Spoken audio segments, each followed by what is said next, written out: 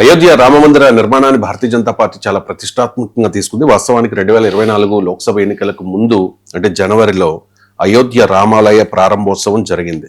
సరే, అయినా కూడా అయోధ్యలోనే అంటే అయోధ్య రామమందిరం ఉన్న ఫైజాబాద్ లో భారతీయ జనతా పార్టీ ఓడిపోయిన పరిస్థితి. ఇప్పుడు నెక్స్ట్ ఇయర్ అంటే 2027లో ఉత్తరప్రదేశ్ అసెంబ్లీ ఎన్నికలు జరగబోతూ ఉన్నాయి. రాజకీయంగా ఈ వివాదం నేపథ్యంలో భారతీయ జనతా పార్టీపై ప్రభావం ఏంటి సార్? రాజకీయాల సంబంధం లేని చెప్తారు కానీ మీరే అన్నట్లు 2024 ఎలక్షన్స్ మీరే జరిగాయి. జనవరిలో యాక్టివిటీ ప్రారంభం, అది కూడా నిర్మాణం పూర్తి కాకముందు ప్రారంభం చేశారు. అనేక మంది శంకరాచార్యులు అభ్యంతరాలు చెప్తూ ఇది ఆగమ శాస్త్రాలకు విరుద్ధము, నిర్మాణం పూర్తి కాకముందు ప్రారంభించకూడదని వాళ్ళు వెళ్ళలేదు కూడా, మీకు గుర్తుండే ఉంటుంది. వాళ్ళపై కూడా రాజకీయ దాడి జరిగింది శంకరాచార్యుల పైన.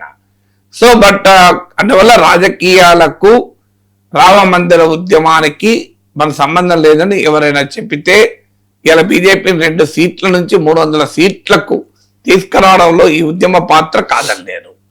ఇప్పుడు రేపు ఉత్తరప్రదేశ్ అసెంబ్లీ ఎన్నికలు ముందు ఈ పరిణామాలు సంభవిస్తున్నాయి. సో డెఫినెట్ గా మొదటి అంశం ఏంటంటే Ram Mandir is not just Mandir, ఇది హిందుత్వ సైద్ధాంతిక పునాదికి కేంద్ర బిందువు. అందువల్ల ఒక్కసారి రామ మందిరంలోనే దొంగతనాన్ని నివారించలేకపోయారు, రామ మందిరంలోనే భక్తుల విశ్వాసాలను వనంగా పెట్టి భక్తుల విశ్వాసాలపై ఈ రకమైన దాడి జరిగింది అంటే ఖచ్చితంగా హిందుత్వ రాజకీయాలకు ఒక పెద్ద దెబ్బ ఇది. అంటే దేశంలో ఈ ప్రభుత్వం ఉంటే, ఈ రాజకీయ పార్టీ ఉంటే హిందువుల విశ్వాసాలకు రక్షణ ఉంటది అనే భావన ఈ పార్టీ బీజేపీని ఇప్పటిదాకా తీసుకొచ్చింది. సో మరి హిందువుల విశ్వాసాలకు రక్షణ ఏంటి అనే క్వశ్చన్ ముందుకు వస్తుంది. అందుకే ఇప్పుడు సమాజ్వాదీ పార్టీ కానీ, కాంగ్రెస్ కానీ, ఆమ్ ఆద్మీ పార్టీ కానీ అడుగుతున్నది అదే, ఈ ధర్మమా ధనమా అని. ధనం ముందు ధర్మానికి కూడా తాకట్టు పెట్టారే అని. సో ఇది ఎంతో కొంత హిందుత్వ రాజకీయ పునాదులకు ఒక పరీక్షగా మారిపోతుంది. ఇది మొదటిది. అయితే ఇది ఒక్కటే జరిగితే వేరే విషయం.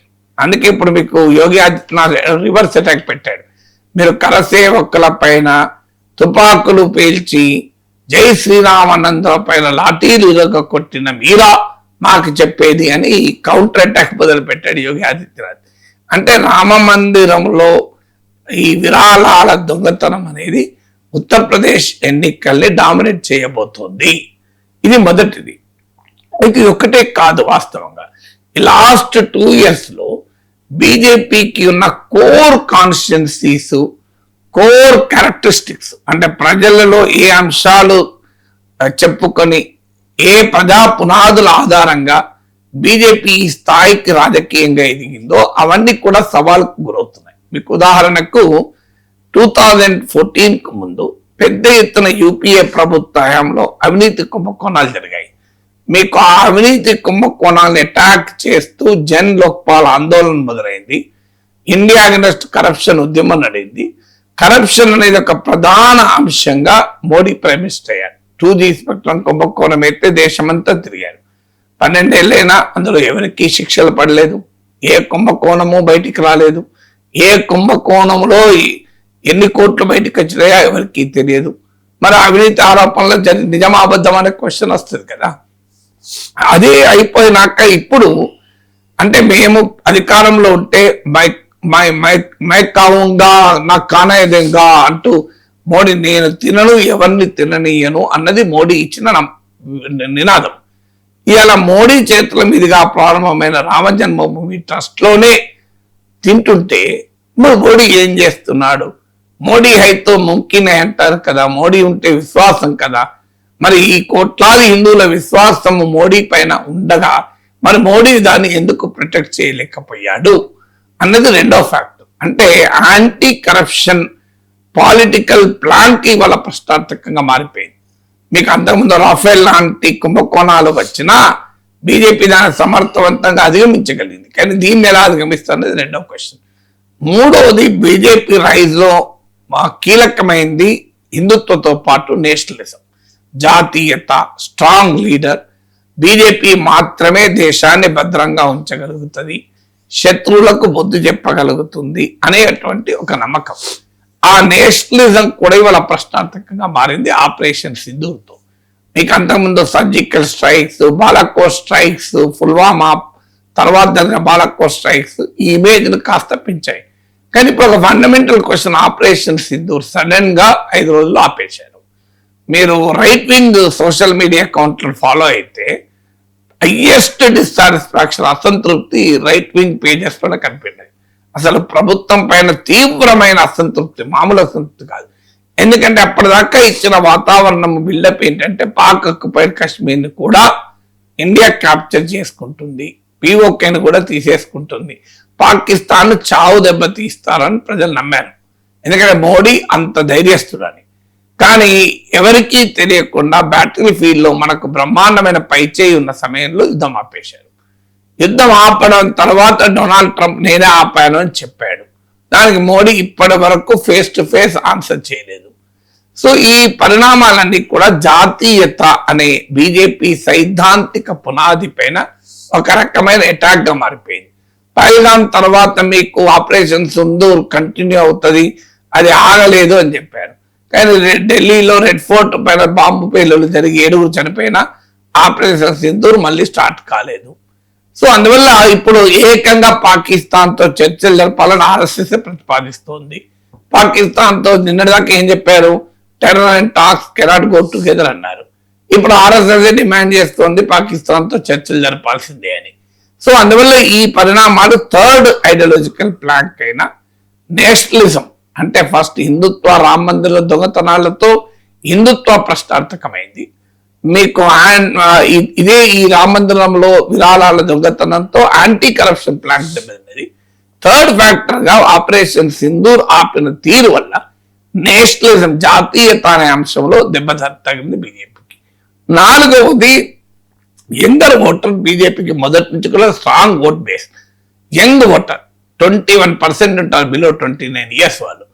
NEET exam leak, UGC exam leak, Dharmendra Pradhan resign చేయకపోవడం, పొలిటికల్ అకౌంటబిలిటీ లేకపోవడం, కాక్రోచ్ల ఉద్యమం, ఇవన్నీ కలిపి బీజేపీకి స్ట్రాంగ్ ఓట్ బేస్ గా ఉన్న యంగ్ ఓటర్ దూరం చేశాయి. 5వది బీజేపీకి ఉన్న మరో ముఖ్యమైన అంశం ఏంటంటే ఎడ్యుకేటెడ్ మిడిల్ క్లాస్. సో ఈ educated middle class paper leaks తోనే కాదు, అన్ఎంప్లాయ్మెంట్, ఎకనామిక్ క్రైసిస్, వీటి వల్ల ఆ ప్రజానీకంలో ఒక పెద్ద క్వశ్చన్, అంటే బీజేపీకి స్ట్రాంగ్ ఓటర్ గా ఉన్న ఎడ్యుకేటెడ్ మిడిల్ క్లాస్ లో ఇవాళ ప్రశ్నార్థకమైంది. 6వది బీజేపీకి ఉన్న స్ట్రాంగ్ ఓట్ బేస్ లో అప్పర్ కాస్ట్ కీలకమైంది. కానీ యూజీసీ గైడ్ లైన్స్ ఇటీవల వివాదాస్పదమై సామాజిక న్యాయం కోసం యూజీసీ ఇచ్చిన గైడ్ లైన్స్ తో అప్పర్ కాస్ట్ లో తీవ్ర వ్యతిరేకత వచ్చింది. కొంతమంది ఈవెన్ బీజేపీ పదవులకు కూడా రాజీనామాలు చేశారు. 7వది పశ్చిమాసియా యుద్ధంలో మనం అనుసరించిన వైఖరి, ఆ తర్వాత మన పాత్ర ఏమీ లేకపోవడం, పాకిస్తాన్ కీలక పాత్ర ఉండడం, complete failure of the Modi government foreign policy వల్ల విశ్వగురు నరేటివ్ దెబ్బతింది. అంటే ఈ 7 నరేటివ్ల ఆధారంగా మోడీ, భారతీయ జనతా పార్టీ రైజ్ అయితే ఇప్పుడు 7 నరేటివ్లు కూడా ప్రశ్నార్థకంగా మారాయి. 8వది it's a party with a difference. Congress culture కాదు, ఇది డిఫరెంట్ పార్టీ అని. కానీ ఇలా సరిగ్గా కాంగ్రెస్ కల్చరే కనబడుతోంది.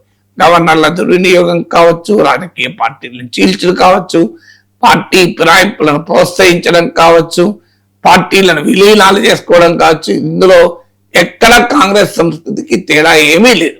సో ఎమర్జెన్సీ మైండ్ సెట్ కావచ్చు వ్యవస్థల పైన. సో ఇవన్నీ కూడా ఏమైందంటే పార్టీ విత్ డిఫరెన్స్ అన్న బీజేపీ నినాదాన్ని చాల్ చరిత్ర చింతన్ డిఫరెంట్ మాది అని వాజ్పేయి చెప్పేవారు. సో ఇవాళ అవి ప్రశ్నార్థకంగా మారిపోయాయి. అందువల్ల అయితే దీంతోనే బీజేపీ ఓడిపోతుంది, మోడీ ఓడిపోతారని కంక్లూజన్ చేయలేము. ఎందుకంటే ఎలక్షన్స్కి వచ్చే వరకు అనేక ఫ్యాక్టర్స్ ఉంటాయి. How do you manage elections ఉంటాయి. సో డబ్బు ప్రభావం ఉంటుంది. అన్నిటికీ మించి ఆల్టర్నేటివ్, ప్రజలకు ప్రత్యామ్నాయం కల్పించాలి, ప్రతిపక్ష విశ్వాసాన్ని కల్పించగలగాలి. సో ఇలాంటి అనేక ఫ్యాక్టర్స్, సోషల్ ఇంజనీరింగ్ ఉంటుంది, పొలిటికల్ ఇంజనీరింగ్ ఉంటాయి. అందువల్ల ఇది వెంటనే ఎలక్షన్లపై ప్రభావం చూపుతుంది అనే కంక్లూజన్ రావడం లేదు. కానీ ఈ 8 కారణాల రీత్యా బీజేపీకి ఒక పెద్ద ఛాలెంజ్ గా ఈ పరిణామాలు సంభవించాయని మాత్రం చెప్పచ్చు.